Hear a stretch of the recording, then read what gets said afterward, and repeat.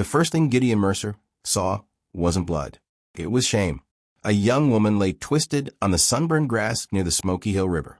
Her wrists were bound tight, her ankles pulled back, her torn white dress clinging to her skin like it had lost the will to protect her. The Kansas heat pressed down on her bare legs, the wind lifting the fabric, just enough to steal what little dignity she had left.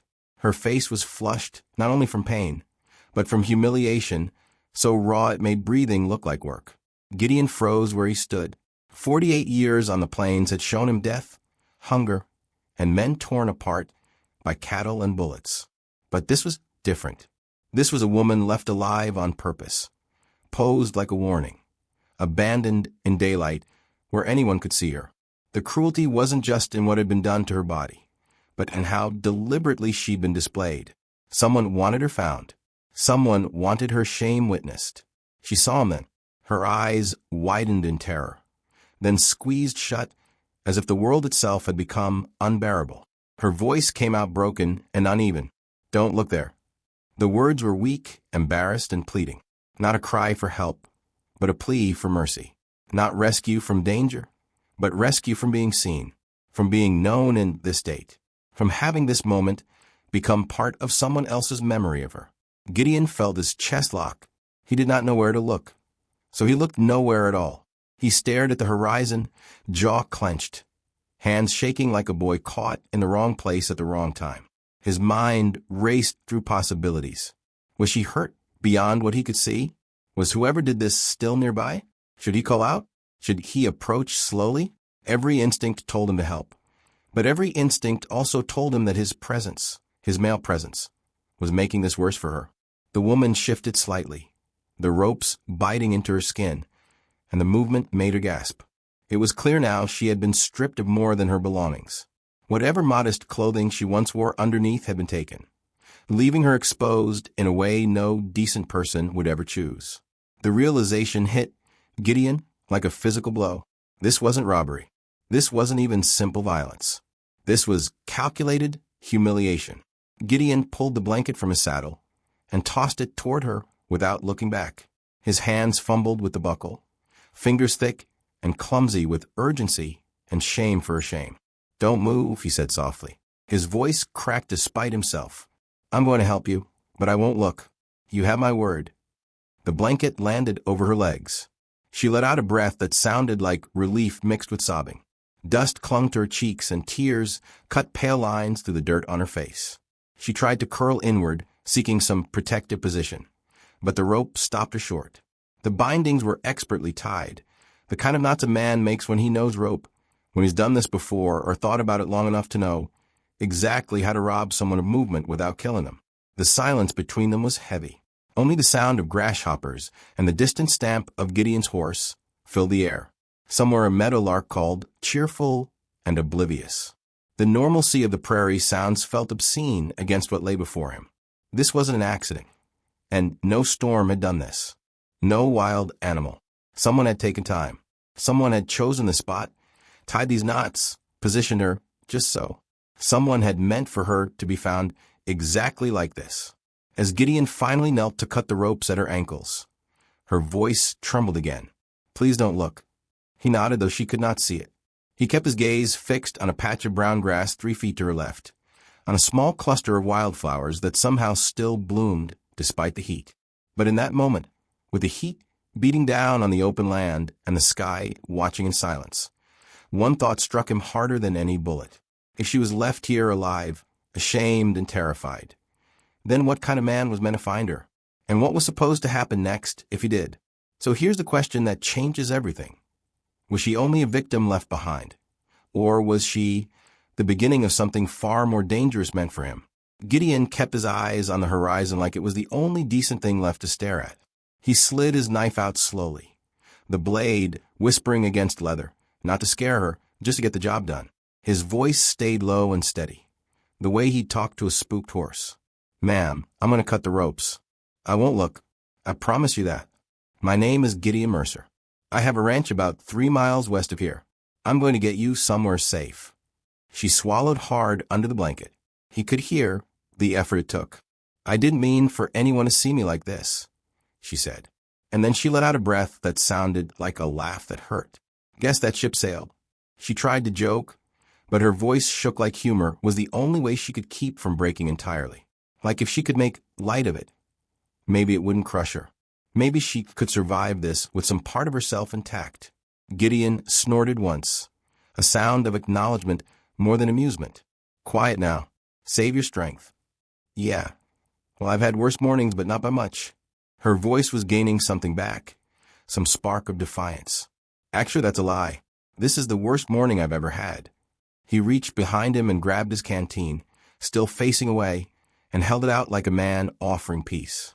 The metal was hot from the sun, the water inside probably lukewarm at best. Take a sip. Small one. Don't choke. Your throat's probably dry as dust. Her hand trembled as it found the canteen. She drank, then coughed, then gave a tiny angry sigh that held more emotion than words could. Warm as bathwater, she muttered. Welcome, Kansas, Gideon said.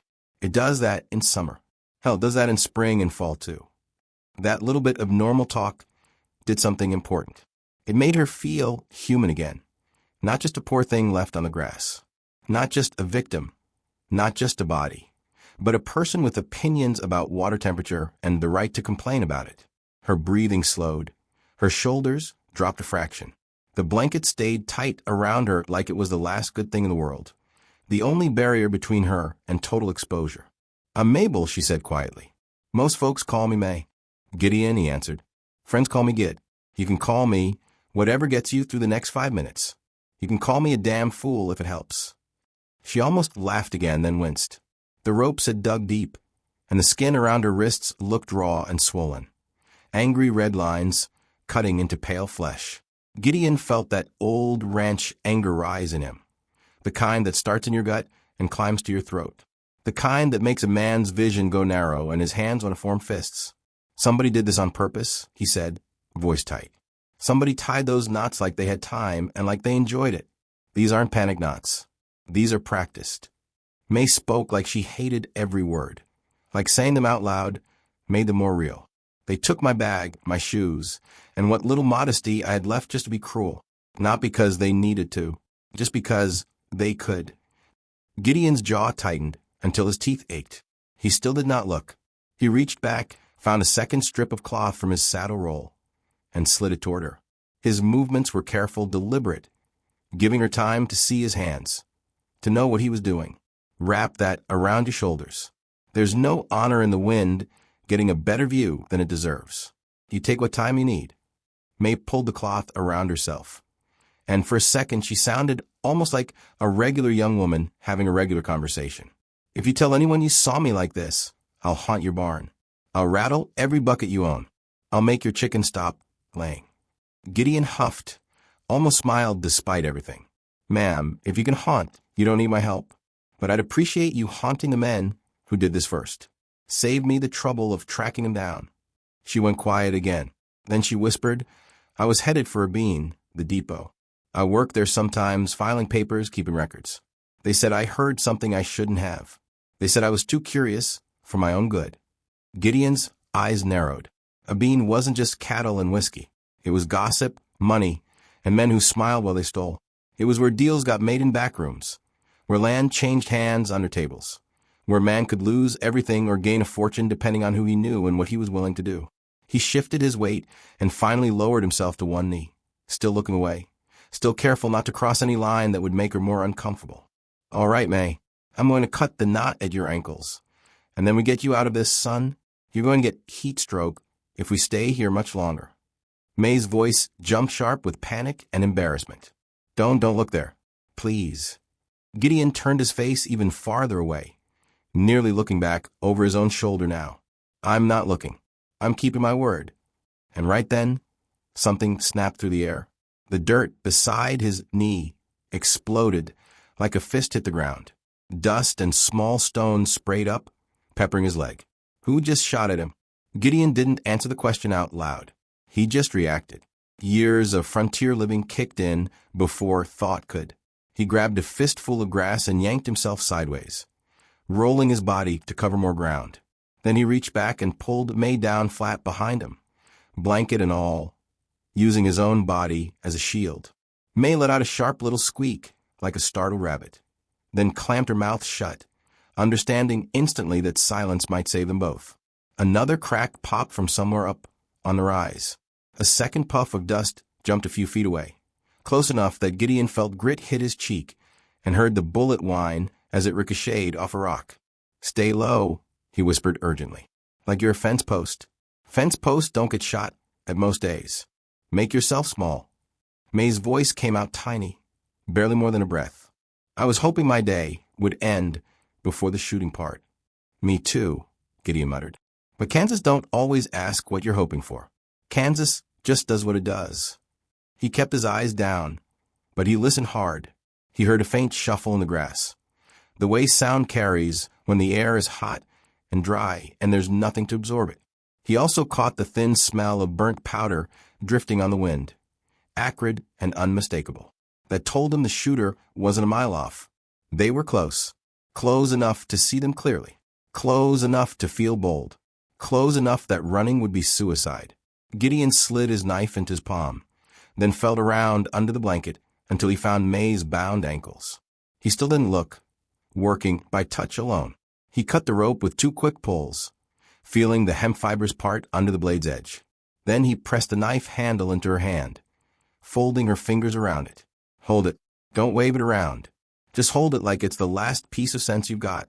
If someone gets close that isn't me, you use it. You understand?" May's fingers closed on it, shaking. "I've never stabbed anyone," she whispered, voice quaking. "Good," Gideon said firmly. "Let's keep your record clean today.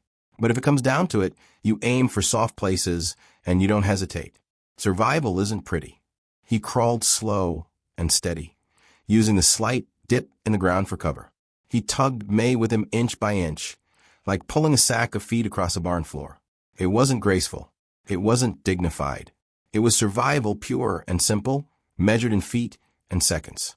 Every movement felt exposed, like eyes were tracking them, like another shot could come at any moment. When they reached a patch of taller grass near the creek bank, Gideon finally risked a glance uphill. He didn't see a man, but he saw what mattered: a wisp of smoke, thin as a thread, and a quick flicker of sunlight off metal.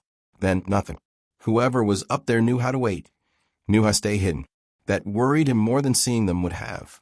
Amateurs panic and empty their guns. Professionals take their time. "Someone's up there," he murmured. "And they're patient. Too patient." May swallowed hard, her throat working. "They left me out there. They wanted you to find me. This whole thing was planned." That landed heavy. Gideon felt the anger rise again, hotter than the summer sun, burning in his chest like coals. A grown man could handle a feud, could face down enemies on his own terms. But using a young woman like a trap, leaving her bound and exposed and terrified as bait, that was low, even for frontier trash. That spoke to a kind of cruelty that went beyond business, beyond even hatred.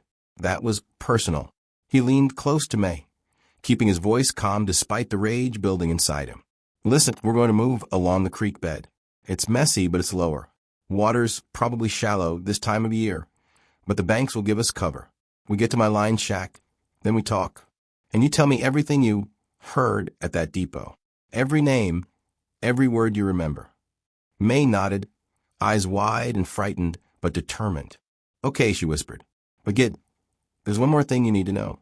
He paused, tension coiling tighter in his shoulders. "What thing?" She stared past him toward the rise, and her voice turned shaky. "I saw him before. Not today. Not out on the prairie. I saw him around your place. Around your ranch. He smiled at me once when I brought papers by. If you're still with me, do me a favor.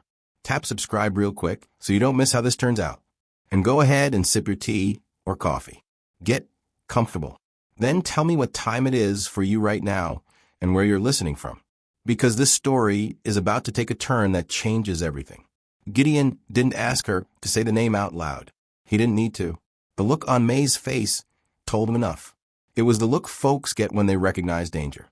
Not from rumor or reputation, but from memory. From having stood in the same space as evil and not knowing it at the time. Someone she had seen before. Someone who smiled at her in daylight. Someone who worked the land beside good men and hid what he was underneath polite nods and shared labor. They moved along the creek bed, slow and low, water soaking Gideon's boots and cooling the dust on their skin. The creek wasn't deep, barely up to his ankles in most places, but the banks rose 3 or 4 feet on either side, giving them a channel to follow. Gideon reached back and slipped the reins off his horse. He gave the gelding one sharp pat on the hindquarters and sent him trotting hard toward home, hoofs splashing through the creek, and then finding purchase on the far bank. If that horse hit the Mercer corral alone, saddle empty, the old hands would know something was wrong. They'd seen it before over the years. Riderless horses meant trouble. It was a signal every ranch hand understood without words. May kept the blanket tight, teeth clenched, doing her best not to shake, wet and rattle from shock. Every sound felt louder down there in the channel. Frogs chirping in protest at their passage, insects buzzing low over the water, the soft scrape of boots on mud, the whisper of fabric against grass.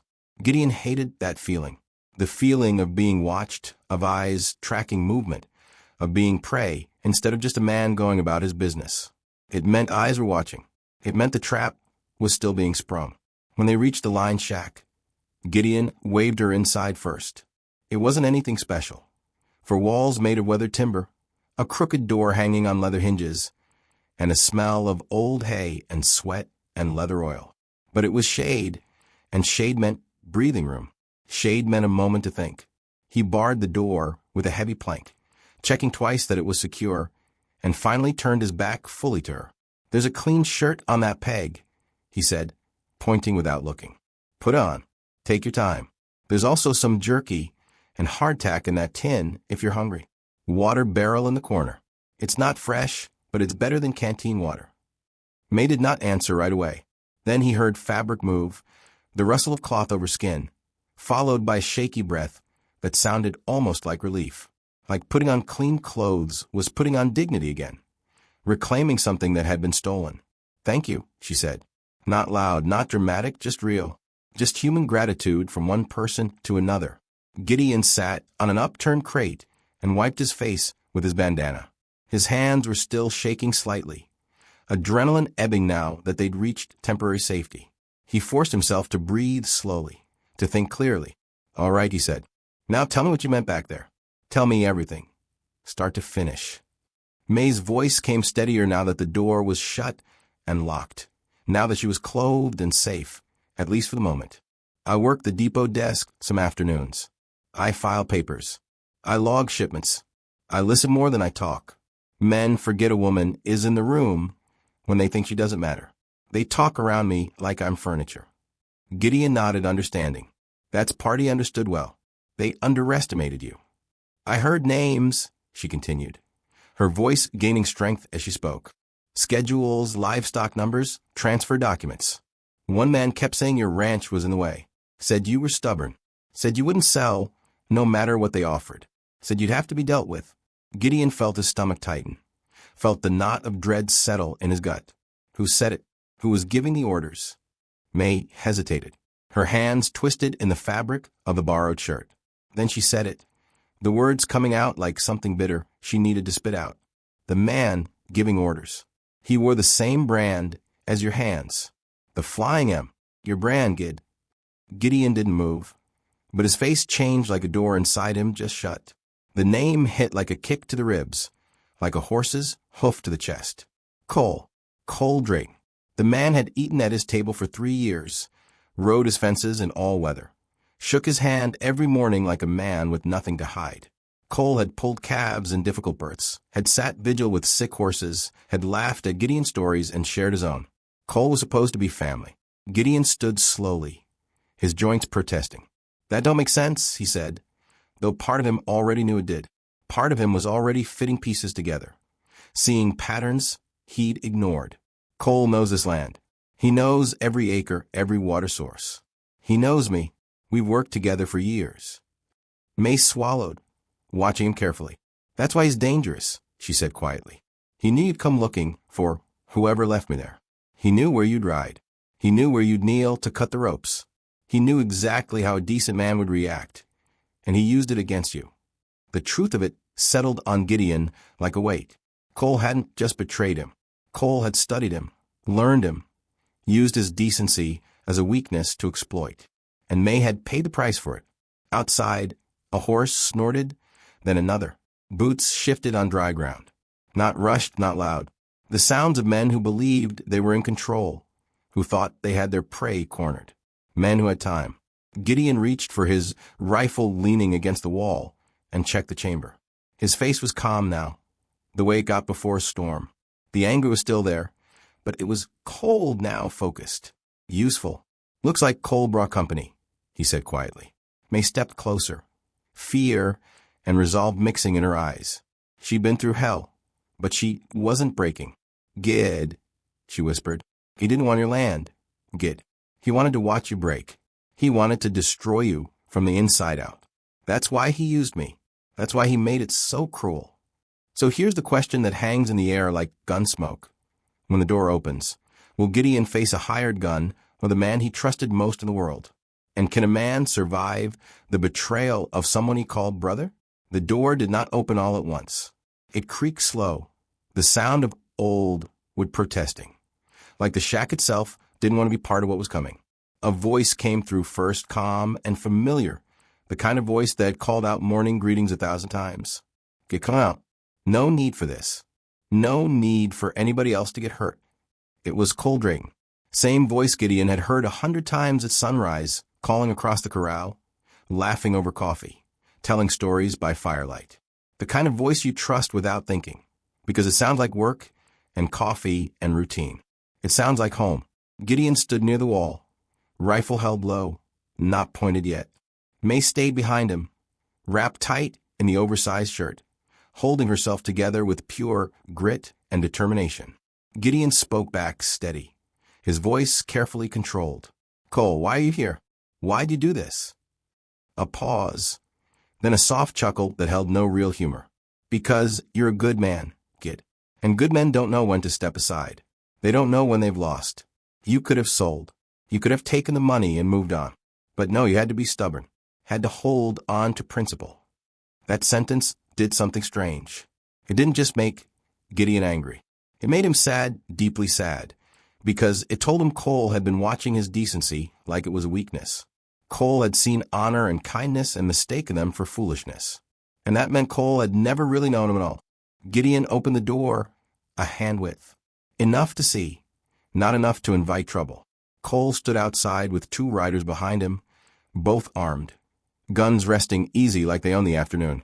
Men Gideon didn't recognize. Hired guns probably, brought in from elsewhere. Cole's eyes went past Gideon, searching for May. When he saw the blanket discarded on the floor and May in the borrowed shirt, he smiled like a man pleased with his own cleverness. His bait still had a hook in it. He'd seen that same torn white dress at the depot, and now he knew she hadn't died out there. She'd survived to tell her story. Gideon's voice dropped low and dangerous. He did that to her. He stripped her and tied her and left her out there like bait, like she was nothing. Cole shrugged, the gesture casual, dismissive. She listened where she shouldn't have. She was in the wrong place at the wrong time. You found her like I knew you would, because that's who you are. Predictable, decent, weak. Gideon's voice stayed flat, but fury burned underneath. I built this place with my own 2 hands, Cole. Every fence post, every barn beam. You want it? You'll have to bury me on it. And even then you won't really have it. You'll just be standing on my grave. May made a small sound, half fear, half disgust at Cole's callousness. Gideon lifted one hand behind him, a quiet signal for her to stay still, to stay safe. Then he looked at Cole and said something he didn't even know he had in him, something that came from a place deeper than anger. No, just one word, but it landed like a hammer blow. Absolute. Final. Cole's smile faded. You sure about that? You sure you want to die for dirt and principle? Gideon nodded slowly. I'm sure. I'm sure because a man who trades people like cattle ain't a man. He's just a problem that's gone on too long. And problems get solved. In that moment, May understood something. And maybe you did too. Courage isn't loud. It doesn't always ride in with music and fanfare. Sometimes it's a tired rancher in a crooked shack choosing to protect a stranger Because it's the right thing. Because that's what separates men from animals.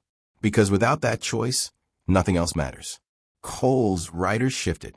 Hands drifted closer to leather, to gun handles worn smooth from use. The air went tight, charged like before a lightning strike.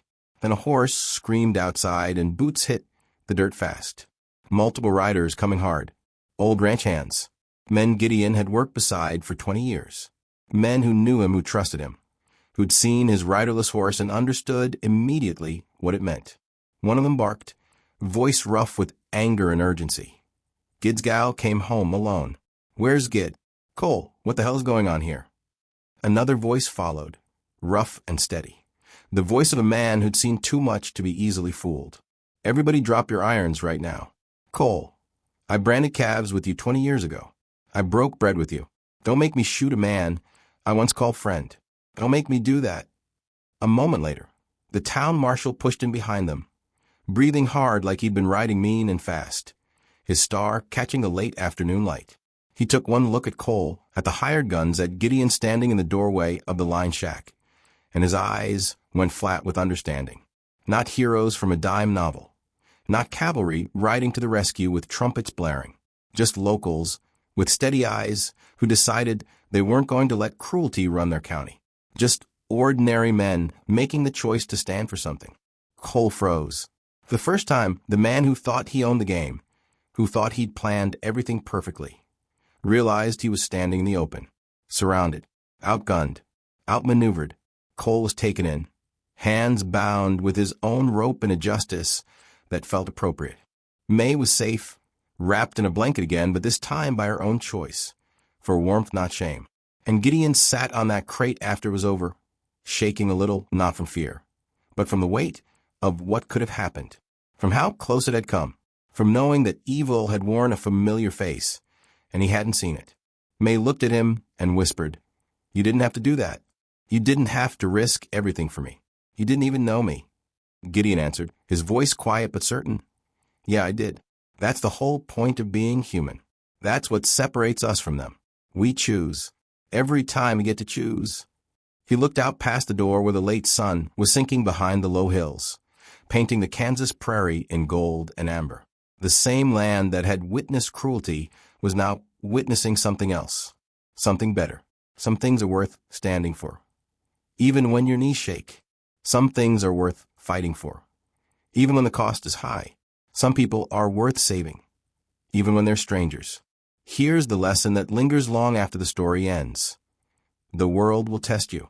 It will try to teach you that looking away is easier, that minding your own business is safer, that one person can't make a difference. But every time you choose decency over convenience, every time you choose courage over comfort, every time you stand up when it would be easier to walk away, you pull the world back from the edge a little. You prove that goodness isn't weakness. You prove that honor still matters. So let me ask you, and think about it honestly.